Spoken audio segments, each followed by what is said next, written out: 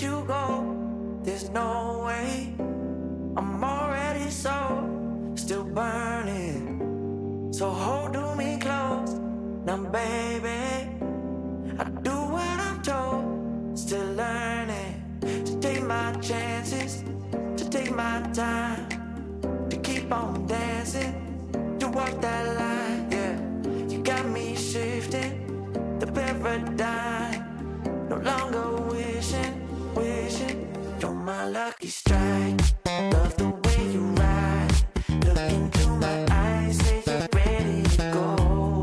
$1,000,000 life, yeah. We could roll the dice. Act like you're surprised, but you already know. Oh yeah, got lucky overnight. Jackpot when I got the invite. Let me wrap my arms around you, 'cause I can't go home without you. And my heart just vibe with you, babe. Wanna go sky high with you, babe. Gotta bring you close to tell you that you're my lucky strike. And I got to tell you, if you didn't know, then I got to tell you that you're my lucky strike. And I got to tell you, if you didn't know, then I got to tell you that you're my lucky strike. Cooler than cold, I'm all in. So load up the dice, so heavy. The way that you roll, I'm falling. So I never fall. I'm ready to take my chances, to take my time, to keep on dancing, to walk that line, yeah. You got me shifting the paradigm. No longer wishing, you're my lucky strike. Love the way you ride. Look into my eyes, say you're ready to go. $1,000,000 life, yeah. We could roll the dice, yeah. Act like you surprised, but you already know. You're my lucky strike, and I got to tell you, if you didn't know, then I got to tell you that you're my lucky strike. And I got to tell you, if you didn't know, then I got to tell you that you're my lucky strike. I can't let you go. There's no way. I'm already still burning. So hold to me close. Now baby, I do what I'm told. Still learning to take my chances, to take my time, to keep on dancing, to walk that line, yeah. You got me shifting the paradigm. No longer wishing, you're my lucky strike. Love the way you ride. Look into my eyes, say you're ready to go. $1,000,000 life, yeah. We could roll the dice. Act like you're surprised, but you already know. Oh yeah, got lucky overnight. Jackpot when I got the invite. Let me wrap my arms around you, 'cause I can't go home without you. And my heart just vibe with you, babe. Wanna go sky high with you, babe. Gotta bring you close to tell you that you're my lucky strike. And I got to tell you, if you didn't know, then I got to tell you that you're my lucky strike. And I got to tell you, if you didn't know, then I got to tell you that you're my lucky strike. Cooler than cold, I'm all in. So load up the dice, so heavy. The way that you roll, I'm falling. So I never fall. I'm ready.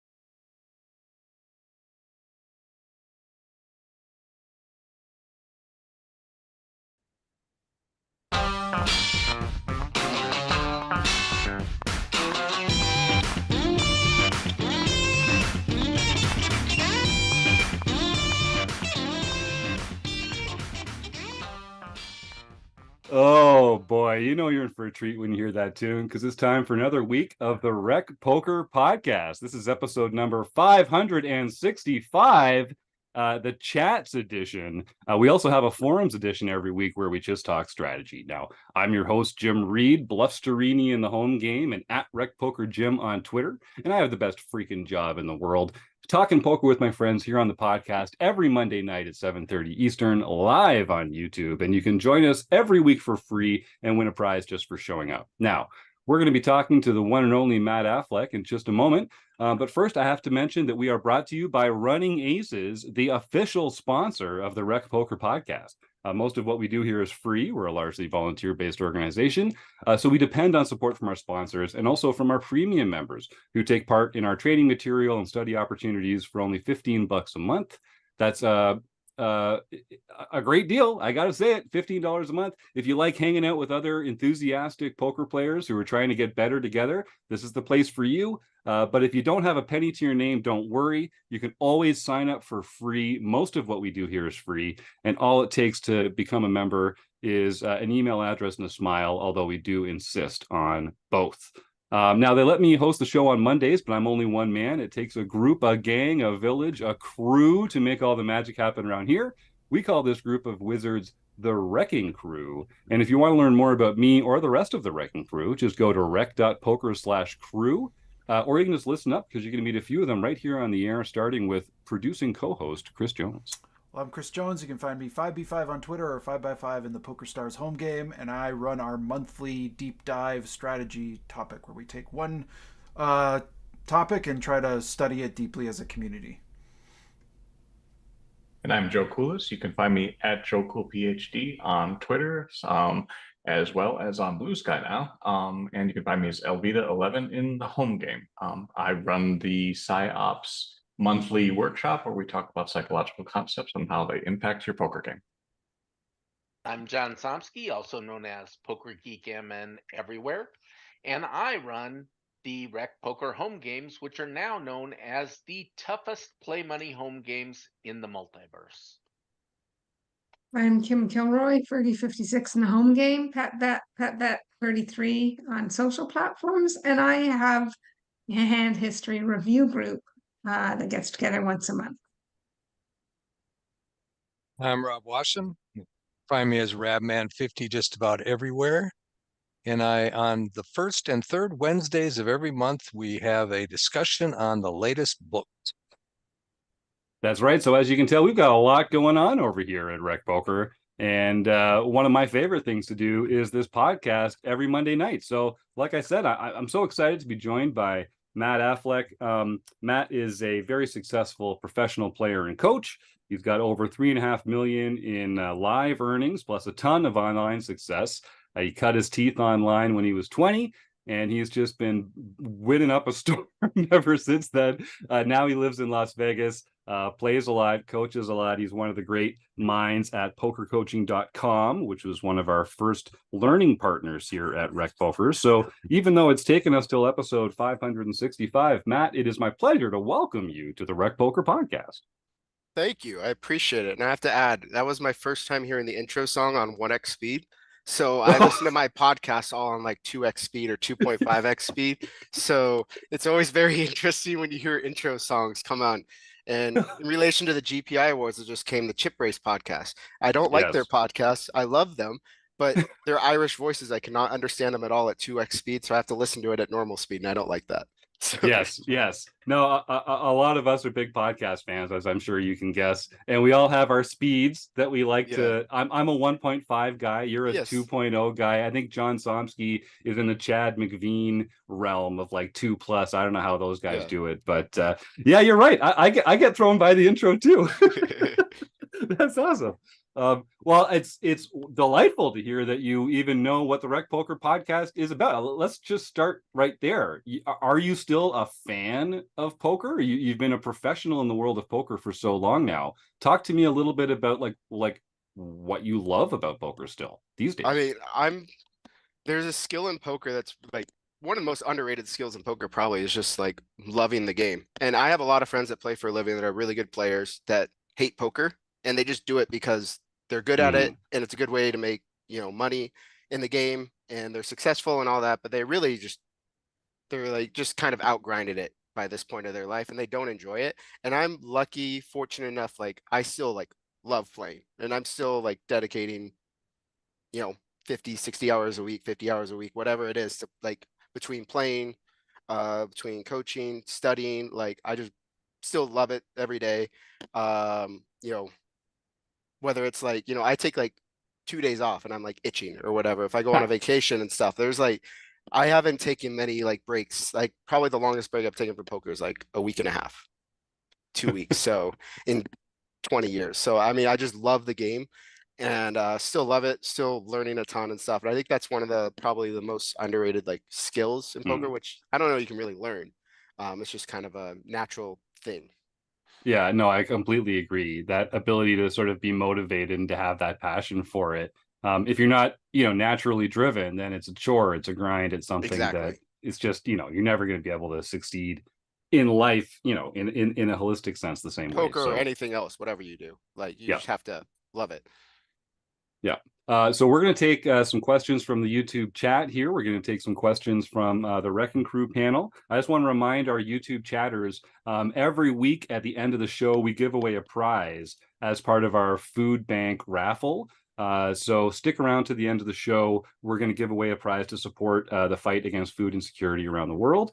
And also, we've officially made it, gang. We're so close to monetizing YouTube. They've let us offer you, the audience, the ability to donate through something called a super chat. And if anyone does a super chat today and donates anything to the Rec Poker community to help us defray our operational costs, we will share a portion of that with a local food bank as well. We love supporting food banks here at Rec Poker. So stick around to the YouTube chat. We're also going to be looking for some famous poker players' names so we can play Stake Study Stack with Matt near the end of the show. So get involved in the YouTube chat there and have some fun. So Matt, we're not going to talk a lot about sort of like your story getting into poker. I think a lot of people know that already. I want to talk to you really about studying poker, teaching poker, making the most of your time as a poker student. You have been a coach for a long time. I mentioned that you've done a lot of coaching with pokercoaching.com. I know a lot of the Wrecking Crew members here are big fans of your work and look up to you. I guess tell us just a little bit about sort of your journey as a coach from starting to teach other players about this beautiful game and kind of what you've learned along the way to become a better coach yourself over time. Yeah, so I started coaching or creating content maybe like 6 years ago for Jonathan at pokercoaching.com, just as like doing small little things. He asked me to write a chapter in his book, selling Essential No Limit. I think one of them. He has so many books nowadays. I know. And that led into he offered me to coach on his site. And basically that's morphed into every week now, roughly pretty much every week for the last like 3 years. I do a live seminar, webinar, whatever you want to call it, on a topic of my choice or whatever the students want to see. And we do a coaching segment every week for about 60 to 75 minutes. And that was like the start of it. And so doing a lot of work with that. And then during pandemic is kind of where private coaching really boomed. And that was, you have a lot of live poker players that haven't played online in years, since like before Black Friday coming online, and the private coaching market kind of blew up. So I started taking on private students for the first time in coaching and really transitioning, helping like live poker players transition to online poker and dealing about that. And yeah, coaching is a completely different skill set. It's something I am still working on all the time to this day of improving coaching, just like improving poker. It's its own kind of separate skill set, and it's not something I've mastered. It's not something I'll ever master. It's just kind of I'm continually working to improve in that. So Well, and I know the YouTube is blowing up with people with questions. I guess my question to you to start that off is, so what are some qualities of a good coach? Because like you say, the skill set's different. It's not just playing. And so like what makes for a good coach? so broadly speaking, I would say a good coach is someone that is able to take complicated topics and very simplify them down to very simple rules and implementable rules. So you really want to just be able to take away things that you can implement in game that are easy to implement, that are easy to identify, and those types of rules that are just once you get repetitions out of them, it's just going to be like, quick fire. You're going to recognize situations very quickly. So breaking things down into those simple what to look for and identifying complex topics to the simple thing, and like the nuances don't really matter. It's like the broad picture 90% rule, where 90% of the outcome comes from whatever 20% of the work. I think that's it. The rule. Yep. But, Yeah. something like that. Whatever. You guys know what I get. So working with that. Another, I think, quality and something I'm working on as a coach, and I've really started to develop over the last 6 months or something, is a coach that's both receptive to like, yes, the student's paying for the time and we can do what they want to do, but I'm also fairly aggressive being like, this doesn't matter. I don't care what you do here. The issue is in this hand, they give me some complex river spot. I don't care about what you do here. It's like, you really screwed up the flop here. And the flop is what matters because the flop is very high frequency spot. So I focus on coaching super high frequency spots that aren't maybe as worth as much money, but they come up a lot and they're worth way more than some complicated river check raise. Should I call here? I'm like, I don't know. It's like, is the player bluffing or not? Yes or no? Like it comes down to like certain things there, but there's, some essential spots in no limit hold'em that are very, very high frequency that come up a lot that you just need to know the framework and know how those spots work. And that's kind of what I focus on as a coach. I love that. I kind of think of that as just sort of being like fluent in the language of poker. You kind of learn to understand the rhythm and flow of the game. And, this action tends to speak to a certain hand range or hand strength or something like that. And you don't need to pin down exactly what it is, but, the back of your brain is kind of telling you how to interpret it. Because it happens so often. I mean, you do kind of get a sense for that. I love that idea. Chris, you've got some comments from the YouTube chat, I think. Yeah, Matt, a lot of people weighing in. Dean saying Affleck does awesome webinars. Stu Unger Garments, I don't know who that says that Affleck loves the Socratic method of teaching. He asks a lot of questions and makes us answer them. So there's some big fans in the chat, but there are a couple of questions that came up, which I kind of speak to maybe your coaching style. Harold Fowler says, when I first started watching Matt a few years ago, he was very solver based in his play, including some RNGing in terms of like making decisions. But now when people ask him about any adjustments, he would say, I just play my strategy, but I think he plays much more exploitively now. And he's asking, can I confirm this? Tell about the shift. So would you agree with that? Would you agree that you were sort of maybe when you began your coaching sort of journey and maybe just your play 6-7 years ago that you were sort of more kind of very theory grounded and you're now much more exploitive in your approach? Would you agree with that assessment? And if so, what brought that shift along? Okay, so I'm 100% theory in my coaching and my play, which also means I'm 100% exploit. So like I have this like pet peeve. So people like, you see this all over the internet, like, oh, should you play exploit, should play theory, and like this is all coming to like this Landon versus JBEC stuff going on and stuff right now.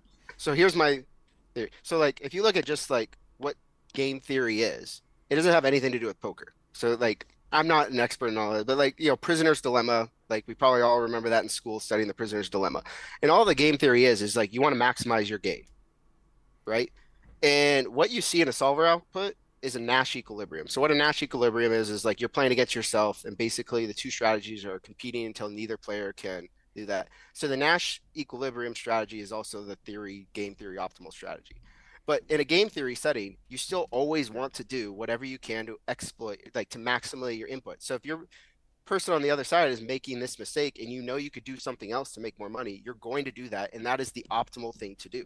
So everyone, in my opinion, like I'm going to get whatever internet pushback on it, everyone is trying to play exploit. Ike Haxton and all the super high roller guys, they're still trying to win the absolute maximum, right? They're going to do whatever they can do to win the maximum, and that is the GTO answer. Now, if they're like those players are making so little mistakes that the maximum tends to be very, very close to a Nash equilibrium strategy. And so everyone is you should always try to play 100% exploit. but that entail is going to be like a solver. Knowing what a solver output is versus an exploit output is kind of what I'm getting at there. If I'm explaining that well, hopefully. No, I mean I think that makes perfect sense because I think a lot. I think it's almost a false. It's a false dichotomy between whether you play exploit or GTO. Like Yeah, that's sort of like there's never two computers playing each exactly. themselves, right? So like that, it just makes a lot of sense to. So how I coach is I coach in baselines. So I'm going to teach you baseline strategies of what you should be doing, and then it becomes once you learn the baselines, it becomes really easy to know what the adjustments are. Like it becomes very, very, very easy. Well, it's like this guy's too tight. Okay, I'm gonna value bet a little bit less tight, so therefore I'm gonna bluff less and I'm gonna check more. Well, this player is calling too loose. Okay, I'm gonna bluff a little less and value bet a little bit thinner. Like the once you learn baselines, and then it becomes pretty easy. The problem is most people don't know what any baselines are, so they don't know where to make the adjustments or where not to make the adjustments. So that's how I coach in terms of baselines. And then in my opinion, once you learn the baselines and do a lot of reps, it becomes much easier to know like the exploits kind of become obvious of like where the fringe spots are and how to adjust on those fringe spots. And this is a kind of a total different departure looking at this question, but we have WPT Niners writes in, and this might be hard to answer honestly if you don't know this person, but I'm going to ask it to you anyway, and you can answer it any way you want. Sure. They write in and say, I've got 10K bankroll to risk at the WSOP. How do I decide what tournaments I should take my shots in? First, it depends. I'm assuming this is playing recreationally. Like, play where you're gonna have fun playing. If you're playing recreationally, sure. But like, obviously there's like some 500. Like, we probably want to spread that out into like the most tournaments possible. So like some 300s and 500s of the World Series because they like to lower the average buy-in every year. So playing those events, looking off property, like each casino kind of has their own niche. And so there's casinos like I think like the Orleans and Golden Nugget and stuff. They're gonna have a lot of tournaments every day with like a $300 buy-in and stuff with pretty big guarantees and stuff. So I would be looking at like other properties with big guarantees. I kind of have this theory during the summer that the best tournament to play is probably the second best tournament. Because like the best players are all gonna go play whatever the best tournament is. Now, when there's like a 1K at the World Series, like that's different. But like I'm talking like say there's a 3K at the World Series and like a $600, 500K somewhere else, it's probably the $600, 500K that's gonna be like the better tournament per se. So sometimes finding like the second best tournament that no one's talking about is normally maybe the better move. And I think there's always this tension between, wanting to go down there and win a bracelet. We want to be competing in these bracelet events, these prestige events, but those are where all the best players are playing, or I mean, a lot of the best players are playing. You've had a lot of experience. I mean, you live in Vegas. I know you've played in the series a ton. You've had some phenomenal finishes. When the series comes to town, how do you choose how to spend your bankroll? How do you tournament select when a big series like that comes to town? Where do you spend your time and money? Majority is at the World Series. Majority is like I don't play like super high stakes. Well, it depends what you consider like high stakes, mid stakes. Like I'm playing pretty much everything 5K and under, 3K and under. But like if there's a 5K at the World Series and a 1K somewhere else, I'm probably playing the 1K. And so a lot at the World Series, just because, like you said, like people want to play in those World Series events. To be completely honest, I don't give a shit about bracelets. As a no limit player, it's kind of like in my opinion, it's kind of a stupid thing to think about because like over like 20 years, I might not even be a favorite to win one. Because the average field size I'm playing is 1,500 to 2,000 players. It's very, very difficult to win one of those and you just can't put in enough volume. So like I'm just playing whatever makes me the most money. So like and then I get the pushback like, yes, I don't have a bracelet, so I don't know the feeling of having a bracelet. So that's why I say like deflect that. But yeah, it's like I don't care if it's and I also there's debates out there like certain rooms are run better than others. So I'm gonna play where I feel comfortable. Like do I want to set, especially if you're recreational, like if you enjoy playing somewhere else, even if it involves you making a little bit less money because maybe it's a tougher tournament, but it's going to be you happier and you're only there for a week. Play whatever makes you happy. For me, I'm there to make the most money, so I'm going to play whatever I deem to be the highest value tournaments. But also considering like opportunity costs and that type of stuff. So Mm.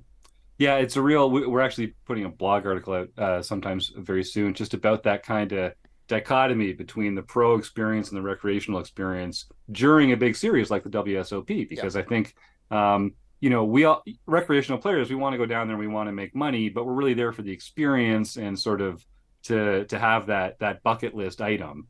And I know once you go pro and you've spent enough time working in the industry, that it's just less alluring, and maximizing your ROI is just a better business decision. So I think the incentives are different, and so the experience is different. That makes perfect sense. yeah, 100%. Was there like a moment in time where you feel like you switched from one to the other? You know what I mean? Like, can you go back and think about that day when you decided, I'm just going to go make all the freaking money I can. Who cares about this other stuff?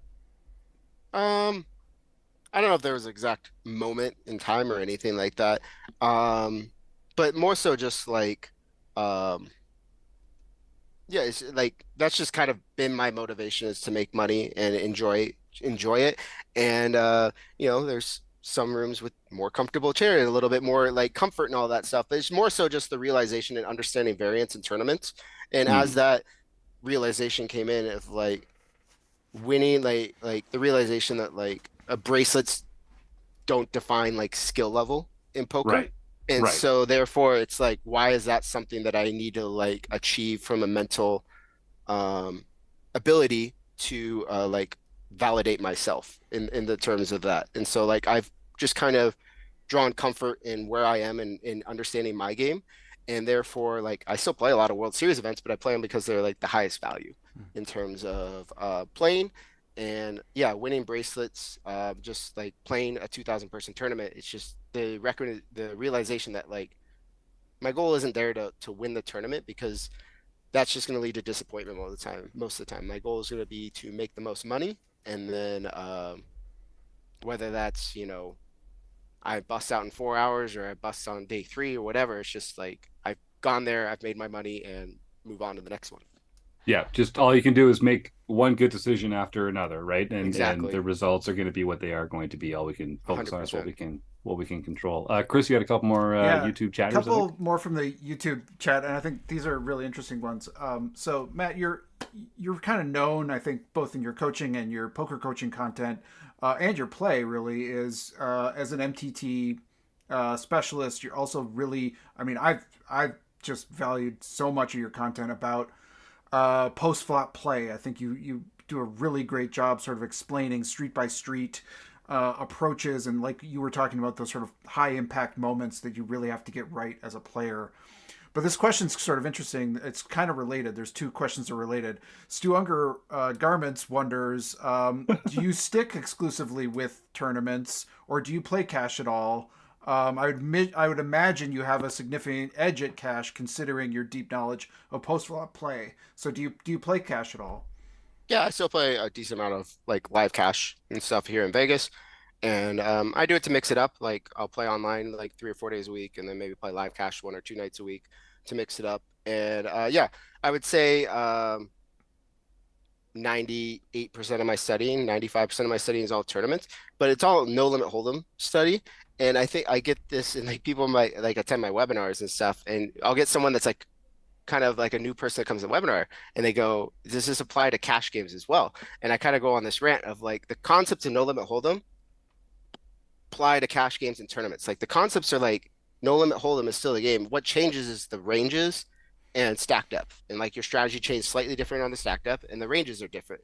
So it's like all the like I learn a lot from some really good cash game like content to apply to my tournament game. And I also learn a lot of like apply a lot of like tournament concepts to cash games still. Mm-hmm. And it's just more so the difference of stack depth really, that's Right. really all that changes.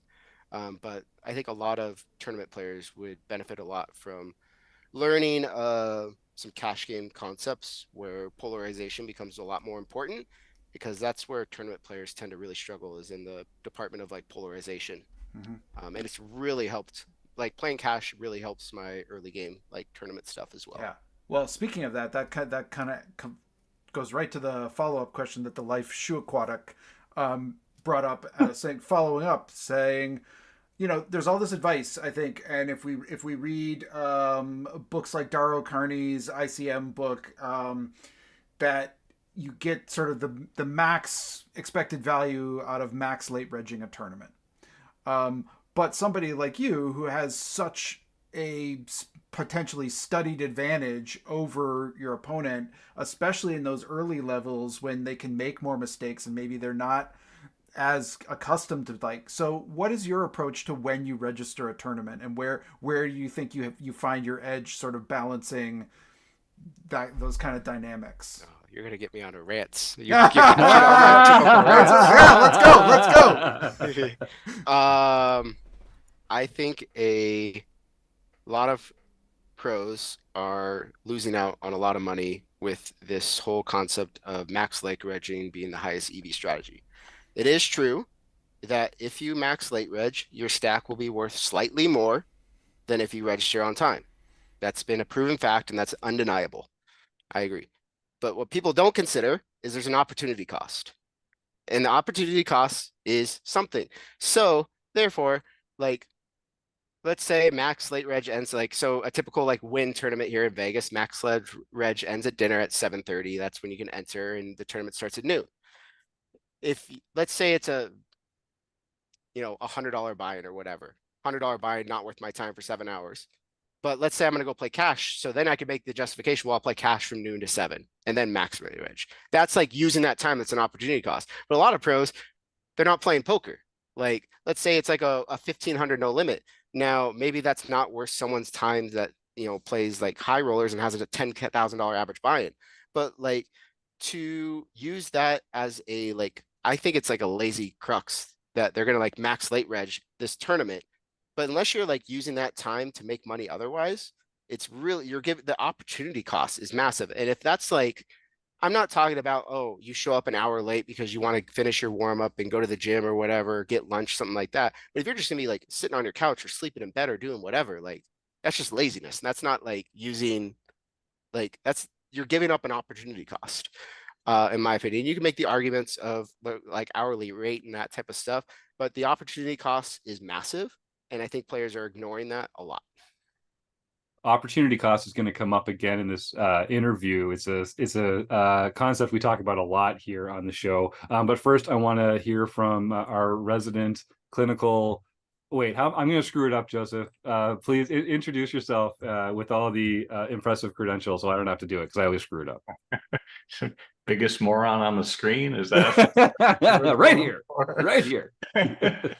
So Matt, just so you know what he's talking about, I'm a clinical neuropsychologist, and so I'm always looking in terms of applying psychological concepts in terms of poker game, and that's not actually what I mean. My question is more along the lines of teaching, because you were bringing up a lot of good points considering max late regging and opportunity costs and a lot of different things that go on. And there's a huge chasm, I think, in between what a recreational poker player is looking for in terms of poker versus what a pro is. And that's actually one of the limitations I see in a lot of teaching videos and so on, is they're not separating those two things out, because a pro poker player is going to maximize every single dollar that they're going against every single buy-in that they have, versus the recreational poker player who's I sit at a table and I shuffle chips and that's great, and then I get to play and I get excited and all these different things. Sure. So my question is, how, when you're teaching your students, do you divide that up? And is there a difference in terms of what you're trying to teach a rec player for versus a professional player who's looking to make this their profession?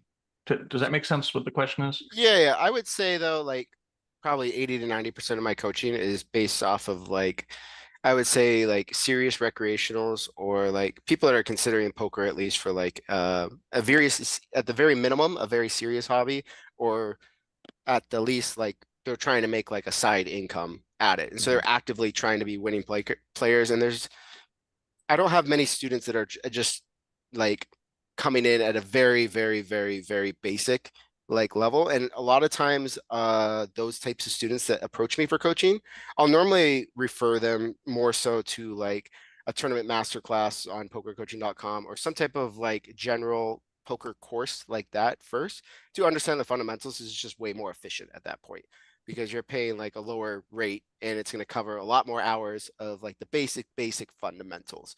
And so, you know, whether it's professionals trying to improve or like very serious recs, like I kind of treat it a little bit of the same. But I'll have like, you know, recs that are really trying to be serious, but they're like, I also like, they're very openly like, I want to play a little bit looser. I'm like, okay, that's fine. As long as you're like aware of what you're doing, we can show you how to do it and where you should do it. Like, that's fine.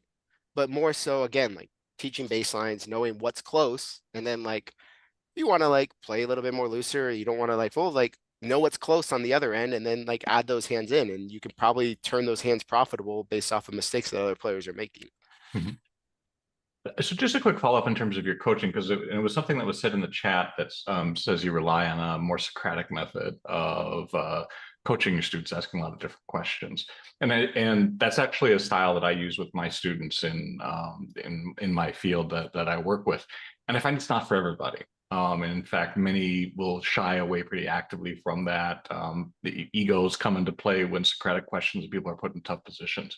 Do you have a process where you choose particular students over others? Is there a way that you manage those egos as you're interacting with your students? So in general, like how I coach in general is I don't really care what you did in the hand. I care about like the thought process that's going on, because I can correct the thought process. And so like the end goal is like I want you to be able to make decisions with like a very logical process. I'm like, all right, that makes sense. Like you do something, I might not agree that you whatever raised or bet here, but you're like, I bet here for this, and this reason. I'm like, okay, that makes sense, sure. But like I bet here for this, and this reason. If I can come up with no, no, and no, and give you the counterpoints of why those reasons are bad, that's how you learn. Now I can say like, now I can correct the thought process, and now you're going to be able to make better decisions. So like, that's like one crux of my coaching of like how I tend to do it. The other thing is, and how I coach a bit differently is, and this might be a little off topic, like I don't coach real hand history reviews. I think hand history reviews are, I don't know, like kind of lazy, and they're not that effective in terms of studying. So how I coach is like, for example, I had lessons with a student this morning. We only worked on c-betting out of position. The student, I noticed doing a database reviews, they're c-betting too much out of position. We looked through like, we did a little bit of like a little PowerPoint for like 15 minutes talking about the general. We went through like 10 or 15 examples, and then we drilled just c-betting out of position. And we did that like 30 times. That student got way better at c-betting out of position. And by the end of it, they were doing it because they saw the same thing 30 times in a row. There's not a single person that's not going to get better. The problem when you do a hand history review is one hand is c-betting out of position, one hand is c-betting in position, one hand is 3-bet pot, one hand's whatever, like river check raise. They're all different. You're not going to like learn because you're not seeing the same process over and over and over again. So like I kind of like, my philosophy is that like each session should be one thing, maybe two, if it's like a quick, easy type of fix. And we look at that spot over and over and over again in different iterations of it, focusing on the framework, focusing on the thought process of it. And then like, I'm going to give you drills or homework on how to prove it. You're going to do some more. And then like, it's like, that's how I coach in terms of getting better. And like, in general, like with hand history reviews, like students tend to send like hands that aren't really like high frequency spots. So like, I'll never get a student that sends a hand that like they folded the flop. You're like, should I call here? Like, they just don't think about it because they don't know, like most students just don't know what's a mistake. And so in this way, like of coaching, it's we hit these high frequency spots over and over again. That's like how I go about correcting, improving students' play. Great answer. I love teasing that out. Joe, did you have a follow-up? I was just gonna say, I think that's a great way to think about it. It's kind of like the player wants to learn how to play guitar, and they listen to songs and they can strum along a little bit, but they never really actually improve substantially because they don't learn how to do the scales or the chords on, you know, and learn everything that goes into it by drilling down into those individual spots. But they learn a few songs, and they can probably have fun doing that. So I think that's a great way to look at it. Yeah, we've talked about it before, like the study of a language, where you can kind of learn a phrase book, which will just give you the ability to make yourself known and to kind of get through the day. But if you really want to understand how to speak a language, you have to become fluent in it. You have to understand the why of it. And I think poker is just exactly like that. You can learn some heuristics and general rules from hand histories, but unless you know like why you're doing it, what you're trying to manipulate your opponent into doing, that kind of stuff, then you're really just flipping to the index page every time. It's not something that you really get to bring home yourself. Yeah, to touch on that, like my favorite coach in the world and person who I get coached, like Jordan Drummond, who's BBZ, to kill on that, he's used this analogy and I love it, and I use it with my students now. Solvers are like, everyone used to have a math textbook, right, in school. In the back of the book is all the answers. The solver is the answers at the back of the book. That's what he explained. Okay. If you study the answers at the back of the book, like all these people trying to copy and memorize solves, you're not going to learn. You might do better on that one board or that one thing. The point is you learn the process, the proper framework. And normally that framework doesn't have to be that complicated. But when you look at a solver and look at a screen, it looks really, really, really complicated. And that's where coaching comes in. It's like breaking that framework down into like an easier 3, 4, 5-step process that's repeatable and easily implementable in game. And that leads you to getting very close to what that answer is at the back of the book. It's never going to be perfect, but it's going to get you to very close to the answer at the back of the book. And that's like an analogy that he's used that like is really like the best way I've heard to explain why like solvers I think are the most important way to study. And you mentioned right at the top of the show sort of the sense of oh my God, I totally lost what I was going to say there. Kim, you had something to jump in next, and then I'll see if I can collect my thoughts. All right. I really, really like your methods of teaching high frequency spots. I think that's really the way to go. But I had another question regarding your coaching, and that is how many, or do you have women that are students? And if so, what percentage would you say make up the female percentage number of your students? Right now in terms of regular coaching students, I have 1, 2, I would say 2 for sure that have regularly got lessons over the past while, and maybe like maybe 1 or 2 off and on. But I'd say like, I don't know, 10, 15%. Like most of my students, just like most of the poker players, are male. But I definitely have 2 that have very regularly gotten like sessions from me throughout. And so yeah, it's a small percentage. Hopefully, as you know, women in poker, it's getting better in terms of more women like Yeah. entering poker and stuff. But yeah, in terms of like the coaching side, I haven't seen as much of the like, you know, as women in poker the last year or 2 have increased. I haven't seen that as much in coaching. I know there's a lot of women that are keen to get coaching in poker. And I'm just wondering if you think there's anything that the male coaches could do to reach out to attract more women to their specific coaching sites or coaching styles. It's a good question. I don't know if I have a like I'm trying to think of the answer. Like I kind of It's not an approach easy answer. I approach coaching kind of how I approach playing poker, where like I study my strategies, like playing poker. I study my strategies and I play my strategies, and I'm making adjustments while I play. But I trust my strategies, and I play. And the analogy I like to use is like I'm a big sports fan. If you're an NFL team and you're the best throwing team in the NFL, if you make it to the Super Bowl, you're not going to start running the ball all game. You're going to keep throwing the ball.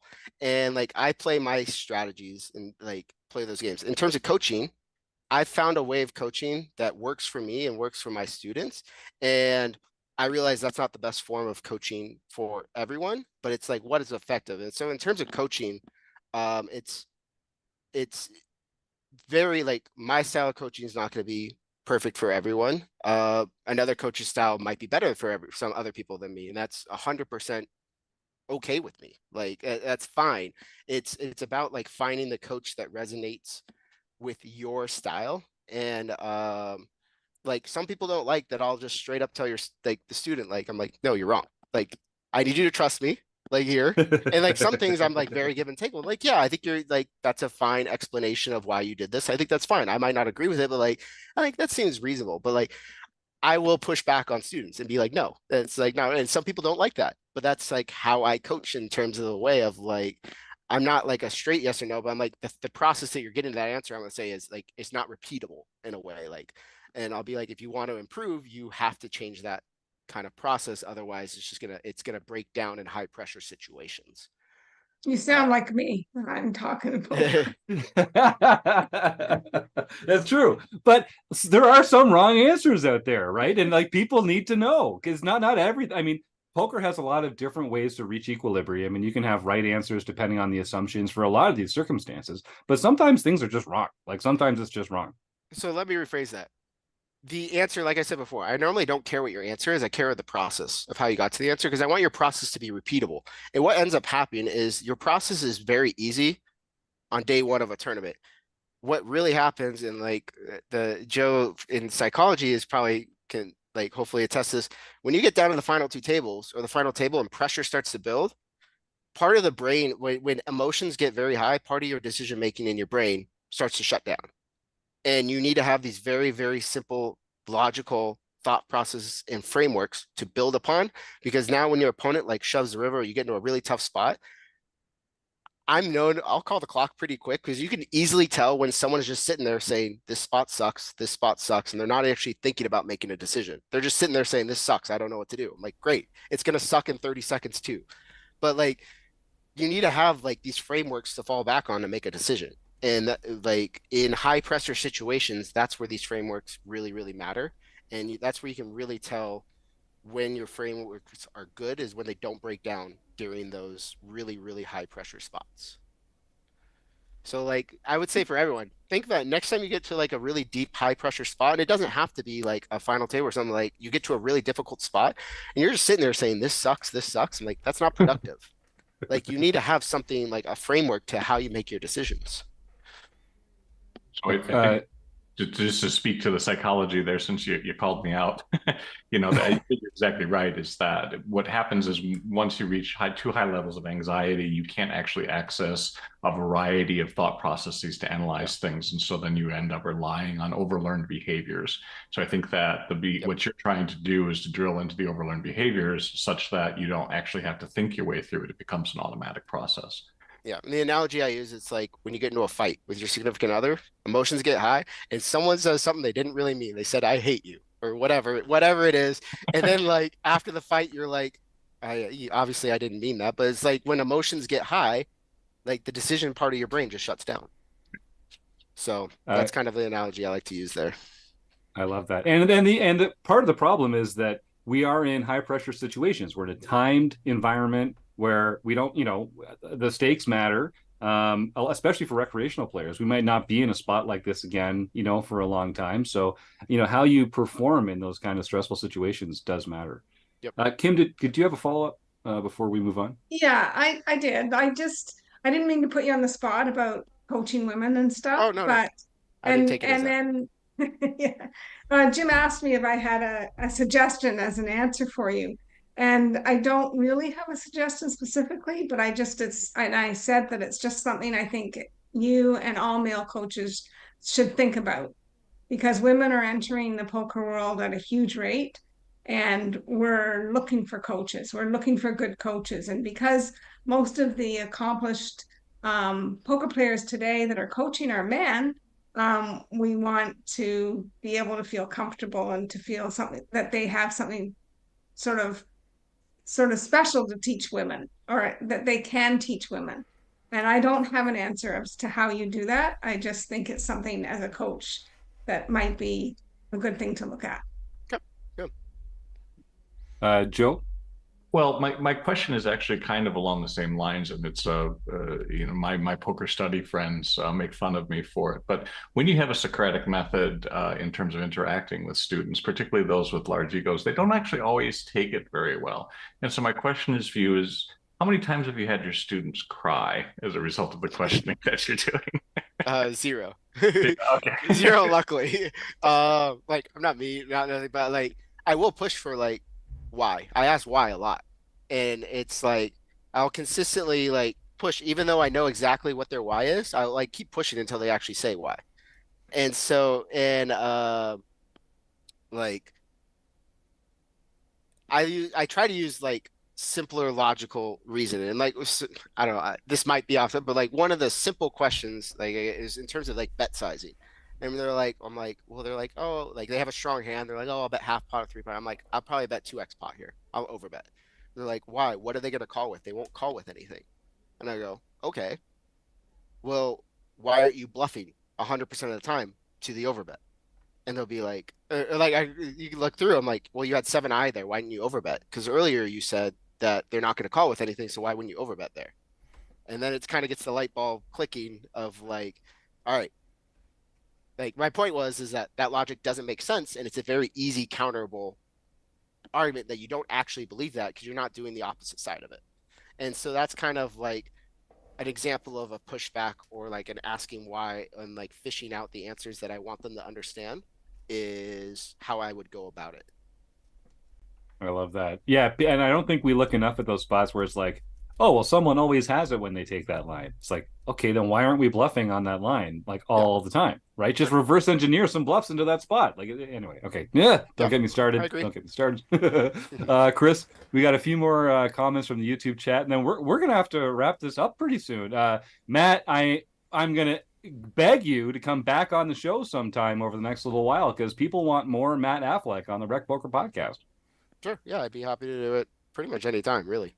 All right. Chris, what's going on? Yeah, in the no, I YouTube mean, chat, I'm gonna try to whittle some of these down because we've got so many good comments and questions. But I'm gonna blend one of these, asking you about solver study, and there's a couple of questions about solvers here, especially as they're becoming sort of more available. You have tools out there that GTO Wizard, all these tools out there, which is sort of more accessible to more players. Yeah. And some of the questions are asking about, do you think that this is sort of starting to produce any bad habits with people who maybe don't understand the why behind the solvers, things that you're seeing with your students or in play? Do you think that this is starting to produce any bad habits? Yeah. I mean, what comes to mind there is just the analogy from before, which again, I just wanted, it wasn't my analogy. I was taught this by Jordan, and it's that the solver is the answers to the back of the math book, and you're not going to get better at math if you just look at those answers. Yeah. All right. And I'm awful, like everyone's bad, like no one's good enough to be able to memorize the boards. And I might be talking like out of my ass here, but even the highest of whoever you think the best player in the world is, that is the most GTO player, whatever, I'm going to guess they're not trying to copy a strategy. What they're doing is they're taking all these little nuanced little bits that they've seen repeated over and over and over the thousands of solves. And they're like, I'm pretty sure this is applying here, and I'm going to do this because of this. I know, like betting by suits or betting by like this high card versus this high card. They're taking repeatable patterns that are easily implementable, and they're not remembering. Like it takes the highest skilled player to know the nuance between like a queen 7-5 and a queen 7-6 or what that. But you're taking these concepts that are very broad and easily repeatable. That's how you want to like study and learn, and learning those like implementable patterns is what's like an easy one is like playing the turn, like you bet the flop, they call, and it's on you in position, they check the turn. Like you're gonna bet in a polarized way. You don't want to bet your middling strength hands. You want to bet your really good hands and your bluffs, and you're gonna bet for a very large sizing, often a geometric bet sizing. Like it's a very, very, very, very, very, very consistent strategy that's gonna apply to 95% of situations. Like things like that start to make poker. It's not an easy game, but it very much like starts to simplify the game down a lot. And then I'm going to jump in and kind of just adjust one of these questions just for my own curiosity, because I'm curious about your answer to this. So one of the things that I often hear from our audience, from recreational sort of players who play in very heavy recreational fields, is that I could study all this stuff, but it's nonsense because I play with people. It's like 4 limps, and then there's a raise, and then 5 calls, and I go 6 ways to a flop, and there's no solver on earth that's going to tell me how to approach that spot. What would you say to somebody like that who's in those kinds of situations about how study could help them, how coaching could help them in those kinds of games, and we all recognize those kinds of games where it's just, it's call happy. It's everyone wants to see the flop. It's lots of limping. What would you say to that player? Sure. So there's like concepts still that are going to apply there. Like obviously there's no solver that's going to know how to play 8-way limped 2-5 no limit pots. Like agreed, 100%. But there are concepts there, like if you have 8 limps, if you're going to go multi-way to the pot, you want hands that can make the nuts. You don't want to play king 10 offsuit. You don't want to play 10 8. You don't want to play even a hand like 6-5 suited necessarily there, because that's a hand that when you make a flush and a lot of money starts going in, it's probably pretty damn likely that one of those other 7 players has a better flush draw than you. So situations like that, like it's again like a repeatable process. The more players are in the pot, the more you need hands that play nuttiness, in a way. Concepts of like, just you're gonna have like a raising range. You pile in a lot of money with really, really good hands. Maybe your player's a calling station and you can value bet way thinner than a solver would because they're calling way too much, and then maybe you don't bluff ever. You just, because they're just calling way too wide. So the reason you bluff is to get value from your value hands. Well, if you don't need to incentivize them to call by bluffing, then don't bluff and just value bet. So there's still like concepts that can apply there. And there are spots you still want to bluff, but it's very specific. Like you want to bluff when they have a lot of auto folds in those types of spots. You don't want to try to bluff them off like top pair when their range is really narrow, because they might not have a 0% folding range on the river with when you've bet flop, bet turn, they only have top pair. But like they might have a huge folding range on the river when like everything misses and they have a ton of like busted flush draws and you have 10 high and you just bet, pretty small to get them to fold all their air, and you just don't care when they call you with middle pair because that's not what you're targeting there. Yeah, targeting, such an important concept. I love that answer. I've got a question from Evil Roy Slade here in the YouTube chat, saying about 10 years ago, he played 2,500 at the WSOP and had at least 5 well-known pros at various tables over a couple days, including yourself, Matt. Okay. So we kind of talk a lot about playing the micro WSOP buy-ins, the 400s, the 800s, the 1000s. And sometimes you get a satellite into the big ones, the 10,000 main event, stuff like that. Sure. Are the 3,000 to 5,000, are those the toughest fields because the recreational players aren't buying in directly and they're also not satelliting in? Is there like a ranking of the different buy-in fields for these? Yeah, I mean, yes and no. Like obviously as the buy-in goes up, the field will get slightly tougher, but I almost in a way feel like it just becomes more polarizing. Like if you, for example, like, so I don't play them, so I'm kind of talking without experience here, but in like the super high roller scene right now, it's like a very polarizing thing where there's not that many bad players, but like you don't need very many bad players when the field is that big of a buy-in to make everyone like very, very profitable. But sometimes at the higher buy-ins, you just get a different type of rec that's going to play. And those are normally like maybe someone that's going to like gamble a lot more. But and you're going to get a lot less of like the break even middling regs that are just kind of like have a reasonable strategy but aren't super polished at all. Like you'll find a lot of those at the 1K, but you might not find as many of those at the higher buy-ins. So I think like the middle, like you got your big winners, like the break-even-ish players, and then you got like the losing players. And I feel like in the bigger buy-ins, you lose some of the like the middle ground players, and it becomes a little bit more of a polarizing player set. But again, I don't play like super high stakes or anything like that. And kind of just a follow on for people that satellite into an event, like I get people last minute like I'm playing the main event. Like what adjustments should I make? And this is like a rant. We normally do a webinar right before that. I'm like, don't make any. Play the game you know. Like and that goes on to like I made the football analogy. Like if you're a running team, run the ball. If you play defense, play defense. Just play the game you're not. Like if I teach you like 3 different things 3 days before the tournament, you're not gonna know how to implement them. So I love it. I got to break in here for a second. We got our very first super chat as an organization. Our very first super chat. Of course, it was Rob Delaney. Rob, thank you so much, man. Rob's been a RecPoker member for years and years, OG, and I'm so pleased our man Diesel there kicking in the first ever super chat. So we will share, thank you for that $20 donation, Rob. We'll share a portion of that with a local food bank. And you are officially the first person in the raffle for the food bank raffle a little later on in the show here. We are getting close to the end, so we're going to wrap this up in just a minute. Matt, I think we're going to have you back. This is too much fun. You're dropping too much great knowledge. Let me just ask you one more question. What are some of the very common mistakes that you see in your coaching clients that most recreational players could benefit from eliminating from their game? What are just a couple things that recs are doing too much of or too little of that could improve their ROI?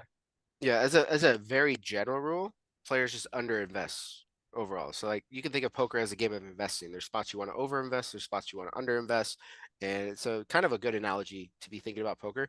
And most of the time, like the strategies, like players just underinvest a lot. They don't value bet thin enough. When they do value bet, they don't value bet large enough. When they bluff, they tend to bluff with too small sizings, which corresponds with them not value betting with large enough sizings.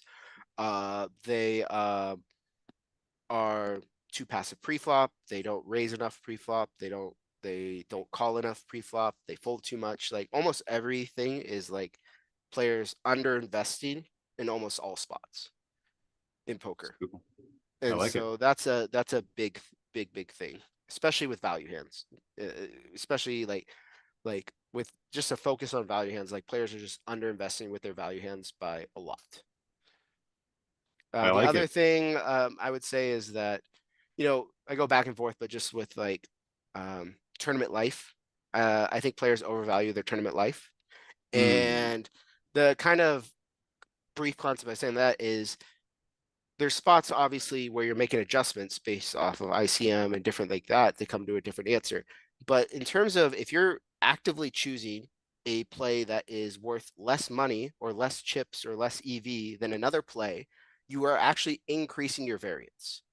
Because so a lot of players like they don't want to like shove with a certain hand pre-flop, or they don't want to, bluff with a certain hand, or they don't want to value bet with a certain hand.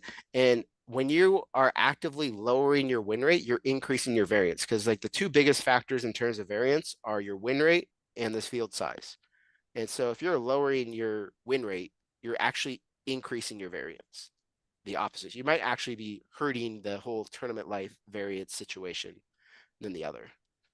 And I think that's something that especially recreational players have a hard time wrapping their head around. I hear people, because we do coaching here through the Wrecking Crew program, and people all the time say, "Well, I just called because I wanted to reduce my variance and see a flop and sort of like not lose a big pot." And can you just like sum up what should we tell these people that come up to us that actually shoving is a lower variance approach than calling? Yeah, Is there just that's a like big give me like two sentences that I can give these folks when they come asking? yeah, the common like button raises, you have 20 big blinds with pocket deuces. Like shoving is actually lowering your variance because there's so many flops you just have to check fold, and you're just bleeding away 2-3 big blinds every single time you're check calling to check call. Like you're calling a flop, and then maybe you get a good flop and you call once, you have to fold the turn now and stuff. Versus like they're actually gonna fold pre-flop like 60-70% of the time. And then even when they call, you're still going to win the pot like a large percentage of the time. And so it's actually like lowering your variance in those types of spots by risking your 20 big blinds pre-flop rather than calling and slowly dwindling your stack at that point. And one of those great things about poker is you're never drawing dead if you get it in pre-flop. It's you've always got a chance. You've always got a chance. It's never. Fortunately for us, there's people that take that too far. Yeah. Luckily for us, that's right. I want them at my table all the time. Oh, well, I guess that's time for the end of the official question and answer interview portion. We're going to move on to Stake Study Stack. I have to shout out Eric Jin, who came up with this fantastic segment that we've been doing for the last while. So thank you, Eric. I wish you could join us in the recording of the podcast, but you're still at work, slaving away at your day job like so many of us recreational players do. But my hat's off to you, sir. Chris Jones, lead us into Stake Study Stack, sir. All right, Matt. This is a game we play. It's called Stake Study Stack. I'm going to give you 3 names. You tell me one of the players who you would like to stake in a cash game or tournament, one that you'd like to study with, and one that you'd just like to stack and take them all their chips. Okay.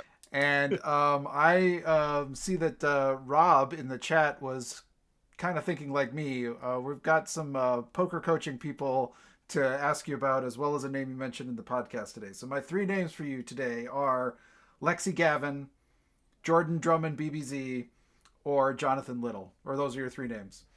Okay. I'm studying with Jordan because he doesn't play poker and hasn't played poker in like 3 years. and he still knows more than almost everyone. All right. I am going to stake Jonathan and stack Lexi. I love that segment. That game is so much fun. All right, and so now we're getting to the very last point of the interview. We're going to close the action with our speed round. This will be the last thing that we get to, so I just want to remind our YouTube chatters to stick around. We'll give away a prize after the interview. And Matt, before we get into this, where can folks reach you if they want to get more Matt Affleck in their life? Is it pokercoaching.com for coaching? Is there a social media platform that you enjoy more than others? What's the best way for folks to reach out? Yeah, so excuse me. Yeah, take your time. And while Matt's working on that, I'll just give another plug for pokercoaching.com. They've been a big help to the RecPoker podcast for a long time. And they're one of the sites that if you win a prize in the show later on, you could win a free month. Maybe you'll be talking to Matt before you even know it. Sorry, Matt, go ahead there. Yeah, so I coach on Poker Coaching regularly. So almost every Wednesday at 4 p.m. Pacific, I host my webinars. For example, this Wednesday, the topic is going to be facing larger c-bets and having to make tighter unconventional folds on the flop. So that came up from a hand last week where we played, where we should actually be folding like top pair on the flop. And a lot of the students were getting that wrong and calling too much. So we made a webinar this week covering that. I think we have a topic, we're doing some multi-way pot work coming up. And so I do that every Wednesday on there. I have some quizzes on there. I make quizzes on Poker Coaching. So you can find me there regularly coaching. And then on Poker Coaching, under the tools section, there is a section for private coaching. And that's probably the easiest way to reach me. Or you can send me an email at affleckcoaching@gmail.com if you are interested in coaching. Yeah, so those are the two main ways. I'm on Twitter at McMattoPoker. I don't post very much, but I'm on Twitter a lot. I try to stay out of any Twitter drama or anything like that. So I'm not really too active on there. I might be getting more active with some content stuff, but I don't post nothing interesting content-wise on there. All right. Well, last reminder to our YouTube folks, be like Robert Delaney and type the words food bank into the YouTube chat. We'll be drawing a winner for our prize a little later on. But first, as you can tell, we just got some sound effects this week, so we're getting pretty excited about it. It's time to close the action. Yeah, yes, Joe, we can work on some sound effects. I'm not, we're just putting it together. Okay, so closing the action, the speed round. Again, the emphasis is we got to be fast and you can say pass. All right. Okay. Here we go. So we're going to start with an easy one. Matt Affleck, what is your favorite poker hand? Ace-10 suited. Is poker a gamble game or a skill game? Skill game. I'm going to give that one too. What's your biggest poker pet peeve? Oh. Too many things to mention. All right, no, that's it. We're going to move on. Is Die Hard a Christmas movie? I don't know if I've ever seen Die Hard. No, good answer. That's I don't think I have. Is Ace King a drawing hand? No. What player type are you? Aggressive. What's one thing that if you had it, you would be truly happy? Jeez. Pass. No. I don't know. I'm happy as is. That's a good answer. Is a hot dog a sandwich? Yes. What about a taco? Is a taco a sandwich? Yes. How about a Pop-Tart? Is a Pop-Tart No. a sandwich? No. What's one thing you are afraid of? Spiders. Should vacations be lazy or busy? Both. What is your favorite mixed game? Triple draw. What's one player that you respect and why? Since he won yesterday, we'll say Eric Baldwin. He's the consummate grinder. Love it. Yellow light coming up. Do you slow down or speed up? Speed up. What is your favorite childhood like family holiday meal? Family holiday meal. I'm a Thanksgiving person. Turkey, stuffing, all that. Are you pro chop or no chop? No chop. Who is your poker nemesis? Oh, it used to be Paul Volpe. It used to be Paul Volpe. If you ask Yeah. him, he got me in a few high, like 3 or 4 very high equity spots, but probably Duhamel actually. Oh, Probably yeah. Duhamel. Well, we didn't get time for Duhamel in the conversation today, but next Yeah. time we're going to talk to you about that and some other fantastic strategy stuff. What's one thing you cannot live without? What's one thing poker? Love it. All right, that's the end of the speed round. I do have one last question for you, Matt. You've had an amazing life. You're sitting on top of the world down in Las Vegas, living the dream. If someone came up and put a gun to your head and said you have to do one thing differently, what's one thing in your life that you would choose to do differently? Gosh, I wish I would have learned personal finance better at a younger age. So Yeah. I'm a big believer that personal finance needs to be taught in schools, and it's probably the one useful thing they could teach in schools that people would actually use.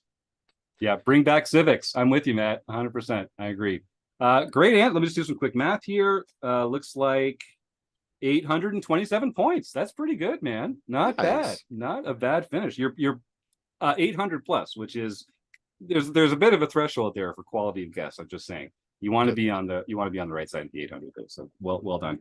All right, folks, start typing the words food bank into the chat, and I'll just tell folks if you've got a smartphone, and I know you do, pull it out and Google food banks near me, and you'll find some organizations in your area that you can support with a few dollars from your pocket, some non-perishable food items from your pantry, or maybe a few hours of your time volunteering.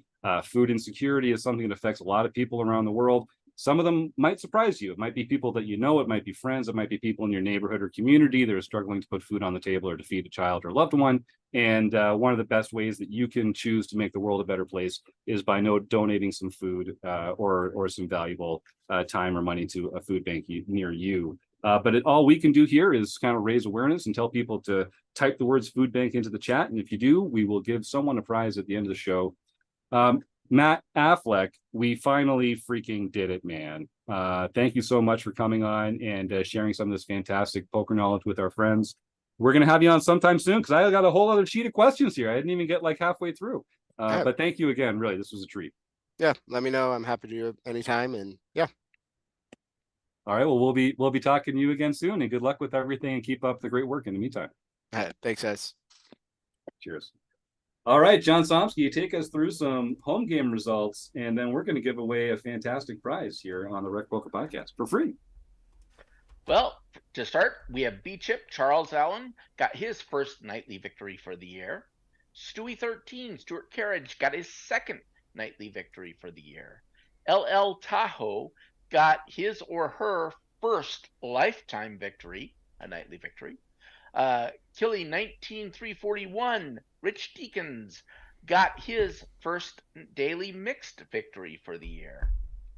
Claret 1 got his or her first international victory for the year. Now you said it, Joe got his third international victory for the year. And East Coast bidder Ben Enslow won the LPP event. He can contact info@rec.poker for his free month at Learn Pro Poker. Well, a bunch of killers in the winner's circle this week. Those are some big RecPoker names. Congratulations to everyone who won. And yeah, East Coast bidder, my man Ben, send that email info@rec.poker. With all the free time you're going to have coming up, you should probably see if you can get some studying in. And if you're listening to this at home, I'm glad you're enjoying the show. But if you're tuning in live on YouTube, then you get to see the bottom half of John Somsky's face for the first time in like months. Looking sharp there, John. Way to bring it down. It's summer already in Minnesota is what I'm hearing, because you're getting ready to get out in the sun, beardless and looking sleek. Well, it did get almost up to 60 degrees today, so I had to get out the weed whacker and see how things were going. And I just tripped and fell, and now my beard is terrible. Well, you look great. That's what matters, and you're going to be cooler once that Minnesota sun comes out. So that's what matters there. Joe, did you have something you wanted to? I saw you unmute there. Well, are we into the food bank? Oh yeah, so let's great question. So Chris, I see a bunch of people that Yep. want to win a prize this week. Why don't you run down the list and So make I've sure we're got doing it in the same order? I've got Rob kicking us off with the donation one. Then Jay Woohoo! Fleming, number 2, Dean C, Eric Anderson, Stewie, Arnold Barron, Joe Rafter, K Poker Wannabe, Rob Adsum, the Life Shoe Aquatic. I think that's it. That gets us That's to 10. 10, right? Double digits. So what are we gonna do, Joe? You got 10, so I'm not going to be able to be on the list. But what I did want to say is that in honor of, and I'm sorry, I've forgotten the name, Rob Delaney donating $20 to the food bank. I'm going to double his amount. I'm going to donate 40 on my own in his name to the food bank here. So, you always see the charitable. It's like, we'll double your money, we'll triple your double. Well, Rob, your money was tripled today as a result of your generosity. So, thank you so much for participating. Yeah, That's pretty very sweet. kind It's of pretty you. fun to Way see to go, Joe. Yeah. I'll tell you, when I got more involved in the poker industry, the one thing that really surprised me was just how kind and generous everybody was. And I remain the same. I haven't been disappointed since then. So some great folks that I've had the privilege to meet. And I'm so glad to be part of this wrecking crew and this awesome group of people. So yeah, let's do some good. Let's help some people put some food in their bellies. All right, Chris. All right, here we go. Rolling away. No wrong answers. Let's see who the winner is. 0's a 10. Here we go. It is looks like a 9. a 9. That's going to so put us to who do we get there? Rob Adsum. That Rob Adsum, the captain himself. Oh my God! 2 of my favorite Robs of all time are in the YouTube chat, and one of them's here on the panel with me. I've got well, let me make sure I don't have any other Robs. I don't want to piss off or annoy here, but 3 of my favorite Robs are definitely a part of the show right now. I'm so excited for this. What a fantastic moment. So yeah, Rob, or wait, no, I'm already confused myself now. Adsum, you know what's going on. Send an email, info@rec.poker. You are already a RecPoker Premium member, so you're going to get to choose from some of our amazing learning partners to find who you're going to get a free month of membership with. Either pokercoaching.com, the Poker Forge, Learn Pro Poker, Solve for Why, Tournament Poker Edge. Oh God, I always miss one. I'm missing at least one, but Faraz Jaka's program, Jaka Coaching, you're going to have a lot of opportunities to learn along with some great poker minds. So send that email, info@rec.poker, and we'll get you hooked up with your awesome prize. Big shout out to the YouTube chatters today. Awesome group, really represented themselves well. Lots of fun banter in the chat. Our very first super chat, gang, we made it. I'm so excited for that. That's so cool. And I want also to shout out that Marek Madness is right around the corner, starting next week on Tuesday nights at twitch.tv/RecPoker.